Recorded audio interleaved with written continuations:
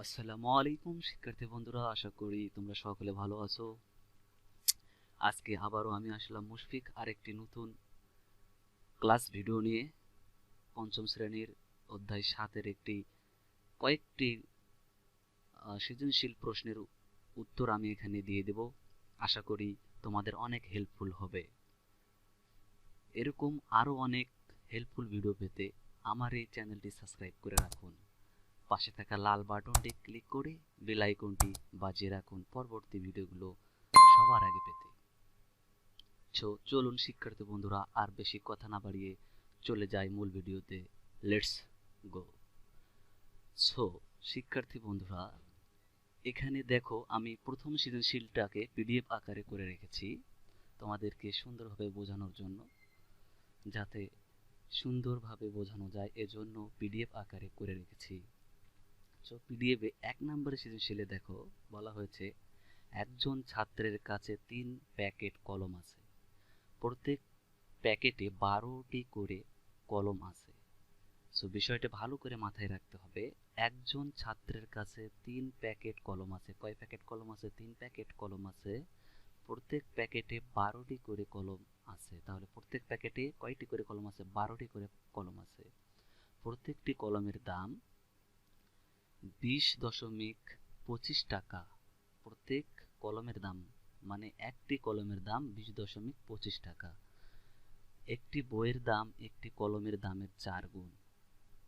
একটি বইয়ের দাম একটি কলমের দামের 4 গুণ, মানে একটি কলমের থেকে 4 গুণ বেশি একটি বইয়ের দাম। এখানে সৃজনশীল প্রশ্ন হচ্ছে 1 ক নাম্বার, 10টি কলমের দাম কত টাকা? এখানে 10টি কলমের দাম আমাদের কাছ থেকে চাচ্ছে, তো আমরা 10টি কলমের দাম বাইর করব। আর খ নাম্বার যে প্রশ্নটি করেছে সেটি হচ্ছে 3 ডজন কলমের দাম কত টাকা? তাহলে এরকম 3 ডজন কলমের দাম কত টাকা হতে পারে? গ নাম্বার, যদি তার কাছে 4টি বই থাকে তাহলে বই ও কলমের মোট দাম কত?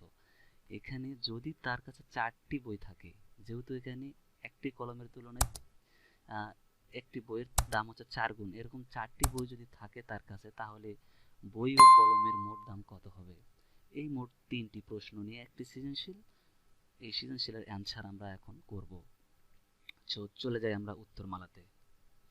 তো সমাধান 1 নম্বরে প্রশ্নটি ছিল 10টি কলমের দাম কত? ক নাম্বার উত্তরটি হবে এরকম যে একটি কলমের দাম 20.25 টাকা। তাহলে অতএব কয়টি কলম চেয়েছিল? ওখানে 10টি কলম, তাহলে অবশ্যই বেশি। তো বেশি হলে আমাদের অবশ্যই গুণ হয়। এখানে তাহলে আমরা বলতে পারি 10টি কলমের দাম 20.25 গুণিত 10 টাকা ইকুয়াল টু, আমরা যখন ক্যালকুলেশন করব এটাকে, তখন আমরা পাবো 202.5 টাকা।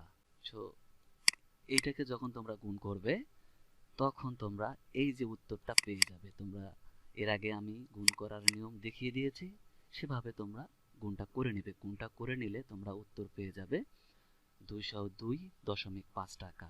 তাহলে আমাদের উত্তর কি আসতেছে? একটি কলমের দাম যদি 20.25 টাকা হয়, তাহলে 10টি কলমের দাম আসতেছে আমাদের 202.5 টাকা। তাহলে উত্তর আমাদের হচ্ছে কি 202.5 টাকা। হয়ে গেল আমাদের ক নম্বর উত্তর। এখন আসি আমরা খ নম্বর উত্তরে। খ নম্বরে আরেকবার প্রশ্নটি দেখে নিই বন্ধুরা। প্রশ্নটিতে ছিল 3 ডজন কলমের দাম কত টাকা। তো এরকম 3 ডজন কলমের দাম কত টাকা? তো 3 ডজন আমরা তো অবশ্যই জানি যে 1 ডজন সমান 12টি। এর আগে আমি বলেছিলাম 1 ডজন সমান 12টি, 1 মাস সমান 30 দিন, 1 বছর সমান 12 মাস। এখানে আমরা সেইটাই এখানে পাচ্ছি যে 1 ডজন সমান 12টি। তাহলে আমরা লিখে ফেললাম 1 ডজন সমান 12টি। তারপর অতএব তাহলে 3 ডজন সমান কতটি হচ্ছে? তাহলে 12টিকে 3 দ্বারা গুণ করতে হবে, তাহলে আমাদের 3 ডজনের হিসাবটি বার হবে। এখন 12কে যদি আমরা 3 দ্বারা গুণ করি তাহলে আমরা পাচ্ছি 3 12 36। তো 36টি কলম। তাহলে 3 ডজন কলম সমান আমরা পাচ্ছি 36টি কলম। তাহলে অতএব এখন আমরা অঙ্কটি লিখতে পারি এভাবে, একটি কলমের দাম 20.25 টাকা। একটি কলমের দাম 20.25 টাকা। তাহলে 3 ডজন কলম সমান 36টি, তাহলে আমরা লিখতে পারি অতএব 36টি। তাহলে কলমের সংখ্যা কম হচ্ছে না বেশি হচ্ছে? বেশি হচ্ছে। বেশি যেহেতু হচ্ছে সেজন্য হবে কি গুণ, যদি কম হতো তাহলে হতো কি ভাগ। সো এখানে যেহেতু বেশি হচ্ছে তাহলে আমাদের করতে হবে কি গুণ। তাহলে একটি কলমের দাম কত ছিল এখানে? 20.25 টাকা, এবং সাইজে কয়টি কলম? 36টি কলমের দাম, সেজন্য গুণ দিয়ে 36। তো 36কে 20.25 দ্বারা গুণ করলে তোমরা পাবে 729 টাকা।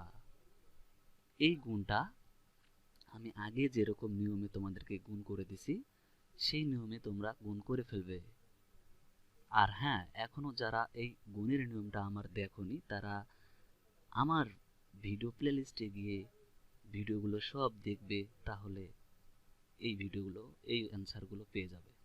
সো সেজন্য আমি আর এই ডিটেলস নিয়ে আলোচনা করতেছি না, এখন শুধু আমি সমাধান করে দিচ্ছি। তাহলে আমরা উত্তর পেয়ে গেলাম 3 ডজন কলমের দাম আমরা পাচ্ছি 729 টাকা। তাহলে উত্তর আমরা পেয়ে গেলাম কত? 729 টাকা। তাহলে হ্যাঁ, এখন আমাদের কি হচ্ছে যে 36টি কলম, 3 ডজন কলম সমান 36টি কলমের দাম আমরা পাচ্ছি কত? 729 টাকা। সো হয়ে গেল আমাদের খ নম্বর উত্তর। এখন চলুন দেখে আসি গ নম্বর প্রশ্নটা। দেখো, গ নম্বর প্রশ্নটা আগে দেখে নেই, তারপর উত্তর করি। গ নম্বর প্রশ্নটিতে বলেছিল, যদি তার কাছে 4টি বই থাকে তাহলে বই ও কলমের মোট দাম কত? প্রশ্নটি একটু ভালো করে বুঝতে হবে বন্ধুরা। যদি তার কাছে 4টি বই থাকে, ধরে নাও এখানে আমার কাছেই যদি 4টি বই থাকে বা তোমার কাছে যদি 4টি বই থাকে, তাহলে বই ও কলমের মোট দাম কত?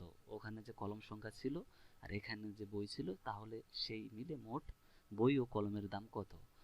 তো চলো আমি গ নম্বর প্রশ্নের উত্তরটা করে দেই খুব সিম্পল ভাবে।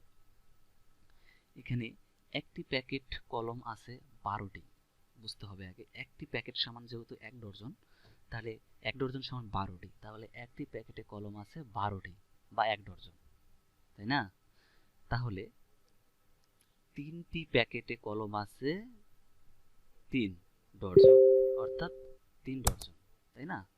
একদম সিম্পল উত্তর, এটাকেই করে রেখেছি এখানে শুধু তোমাদের বোঝার সুবিধার্থে। তাহলে অতএব 3 প্যাকেট কলমের দাম আমরা পাচ্ছিলাম কত? 729 টাকা। ক হতে পাইছি 3 ডজন, 3 প্যাকেট কলমের দাম আমরা 3 বারাং 36, এখানেই আমরা পেয়েছি। খ নম্বর উত্তর হতে পেয়েছি। সো আসলে এখানে হয়তো হয়েছে, এখানে কিন্তু খ নম্বর উত্তর হতে পেয়েছি হবে। আবার একটি কলমের দাম তাহলে কত ছিল? 20.25 টাকা। একটি কলমের দাম 20.25 টাকা। অতএব একটি বইয়ের দাম তাহলে কত হবে? যেহেতু কলমের দামে 4 গুণ, তাহলে অবশ্যই কলমের দামকে 4 দ্বারা গুণ করলে আমরা তার 4 গুণনটা পেয়ে যাব। সেজন্য কি করছি? 20.25কে 4 দ্বারা গুণ করছি। গুণ করলে আমরা পাচ্ছি 81 টাকা। সো এখন তাহলে 4টি বইয়ের দাম 81 গুণিত 4, তাহলে যেহেতু একটি বইয়ের দাম 81 টাকা হচ্ছে, যেহেতু একটি বইয়ের দাম 81 টাকা হচ্ছে, তাহলে 4টি বইয়ের দাম আমরা পাচ্ছি কত? 4টি বইয়ের দাম 81 দ্বারা গুণ করলে আমরা পাবো 4টি বইয়ের দাম। সো আমরা 81কে 4 দ্বারা গুণ করে পেয়ে গেলাম 328 টাকা, 324 টাকা। আর তোমরা গুণটা করে নেবে, আর আমি বলতেছি না। সো তাহলে আমরা পেয়ে গেলাম এখানে 4টি বইয়ের দাম। এখন আসি কলম ও বইয়ের দাম একত্রে কত টাকা হবে সেটা নিয়ে। সো যেহেতু প্রশ্নতে আমাদের কলম ও বইয়ের দাম একসঙ্গে চেয়েছে, সেজন্য আমরা লিখলাম অতএব বই ও কলমের মোট দাম হচ্ছে 328, আর যোগ কলমের দাম ছিল 729 টাকা। এই দুটো যোগ করলে আমরা পাবো কত? আমরা পাবো হচ্ছে, এই যে নিচে আমি লিখে রেখেছি যে 1053 টাকা। তাহলে আমরা পেয়ে গেলাম বই ও কলমের মোট দাম 1053 টাকা। তাহলে উত্তর হচ্ছে 1053 টাকা।